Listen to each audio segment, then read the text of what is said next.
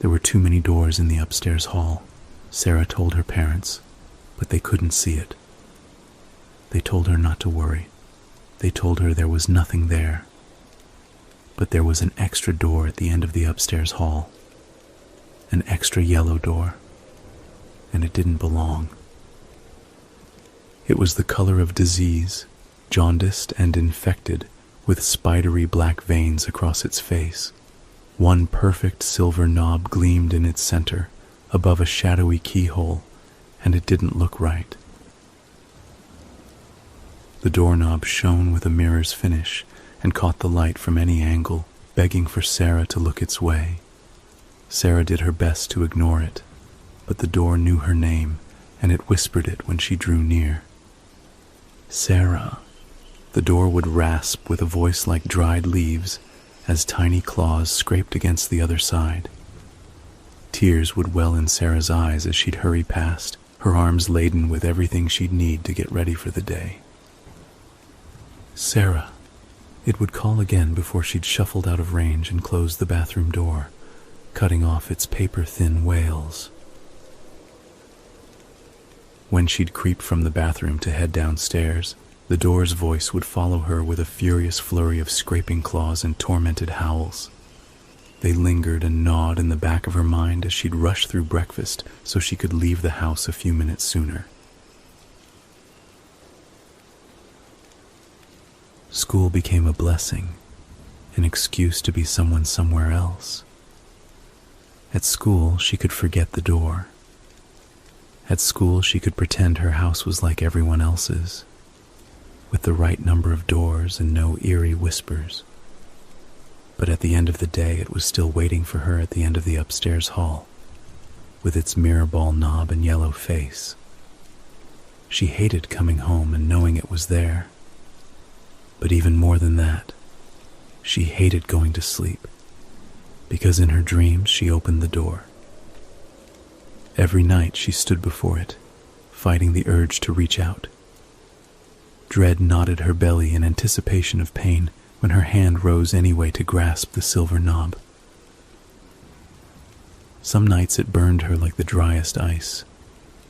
Other nights, it seared like a red-hot coal. Very occasionally it did neither, instead turning and turning without ever opening the door, and she couldn't stop turning it until she woke up. When the door did open, it revealed a swirling vortex of shadow and sound, with 1,000 voices crying in the darkness. The voices curled around her, crawling through her hair like spiders. She thrashed and swatted at their skittering whispers, but the words still tingled across her skin. She never should have listened. He sees, they said. He hears, they moaned. He hungers, they wept, and burrowed into her mind like worms. The hollow man, they echoed in her mind and screamed to her from the gaping vortex. The hollow man, he hunts.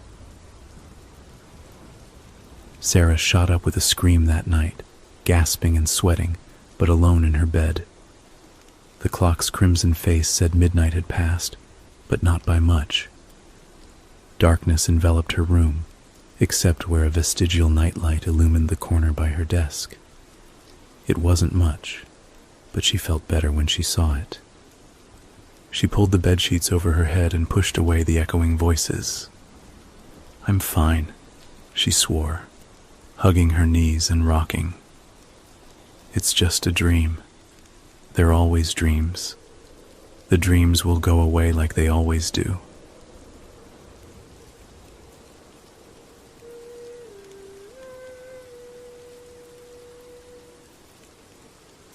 She started humming a song her mother used to sing when Sarah was smaller, small enough to need the nightlight, and the panic faded little by little with every note.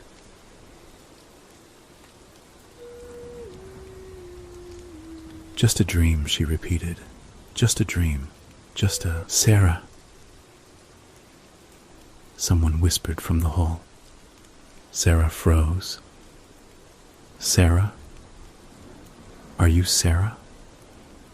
It was the voice of a girl, not much younger than Sarah, and not at all like the voice she usually heard from the door at the end of the hall. "Who are you?" Sarah whispered back from beneath the sheets. "My name is Lizzie. Are you Sarah?" Sarah didn't move. She was terrified of leaving the safety of her cocoon. As the moments ticked past, however, an anxious curiosity emboldened her enough to peek out from the covers. What if it was another girl, she thought. She sounded just as scared as Sarah felt. Sarah crawled from her bed, clutching the sweat-damp nightshirt she'd worn to sleep, and waited. When nothing happened, she stood up and tiptoed towards her bedroom door, toward the waiting yellow door with the mirror ball knob on the wall at the end of the upstairs hall. When she stood before it, her stomach lurched, and for a moment she couldn't tell if she was going to vomit or faint. "Please," the door said in the young girl's voice when Sarah got close. "Please, are you Sarah?" Sarah opened her mouth to answer, but her voice was a tiny squeak of nothing. She pressed her palms to her cheeks and smeared away the tears before trying again. "Yes," she finally managed. "I'm Sarah. Please, let me in." The door's silvery knob shook violently, rattling as if locked and jostled by someone on the other side. Sarah stumbled back with a gasp, staring at the shuddering alien knob. "Let me in, Sarah, please. I can't stay in here. Please help me. Let me in." Sarah dropped to her knees when her legs gave out, and she screamed when she looked at the door. Level with the shadowy keyhole, below the rattling knob, she stared directly into a very human eye. Tears shimmered in the other eye, as they shimmered in Sarah's. It darted around, wide and white with fear, as if searching through the hall. And then, without warning, the keyhole became shadow, and the silver knob stilled, and the girl on the other side of the door began to cry. "Please, Sarah," she pleaded. "He's almost here." "The hollow man?" Sarah whispered, as a chill slithered up her spine. Lizzie sobbed quietly.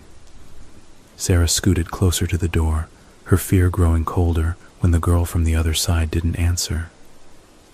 "Lizzie?" Silence fell, as if it had always been there. She couldn't hear Lizzie crying anymore, and even the house was too quiet behind her. Sarah put her ear near the door and held her breath. She waited. Minutes passed, but it couldn't have been minutes.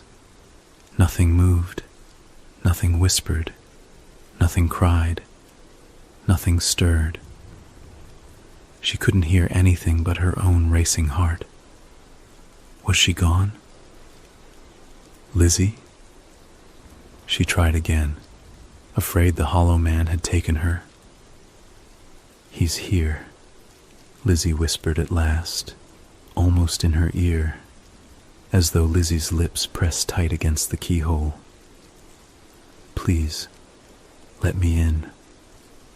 Sarah's head ached. The world was a little fuzzy around the edges, and it was harder to focus than before.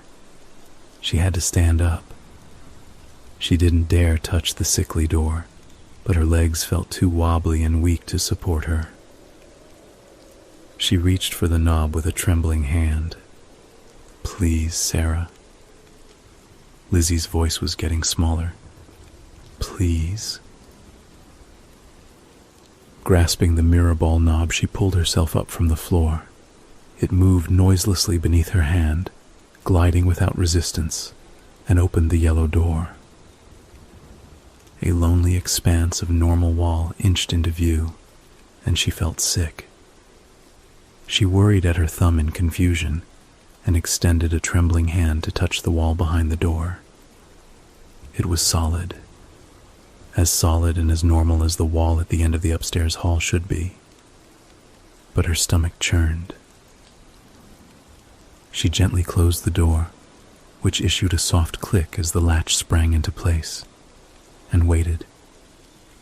She hardly dared to move or breathe as she listened to the night, waiting for the door to speak again. Hours passed in oppressive silence, even though it couldn't have been hours, and the door had nothing to say. Sarah grew sleepy, too sleepy to keep standing, too sleepy to remember why she was standing so still at the end of the upstairs hall. It was time to go to bed. It's just a dream, she remembered, turning away and rubbing at her eyes. They're always dreams. Shuffling to her bed was like swimming through jello, and most of the way there she couldn't keep her eyes open. Luckily, she knew the way. The dreams will go away, like they always do.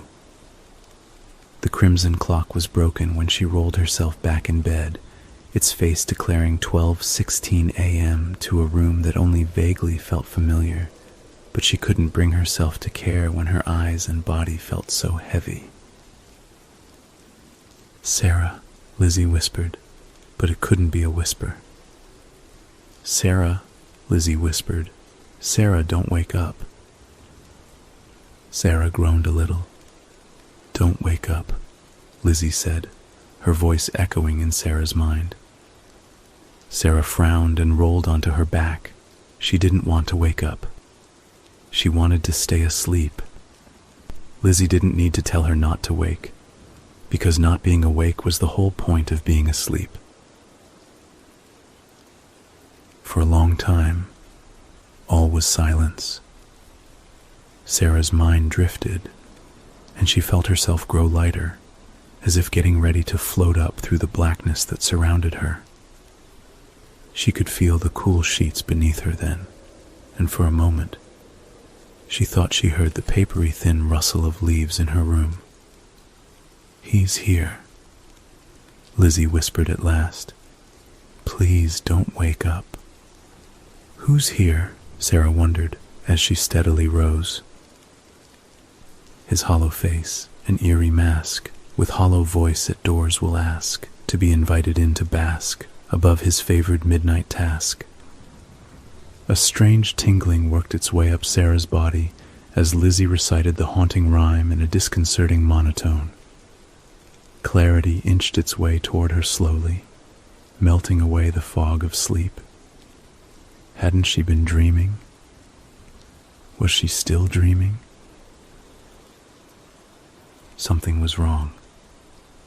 He's waiting inches from your face, to be the first thing your eyes grace. But keep them shut, or else embrace a hollow shell to take your place.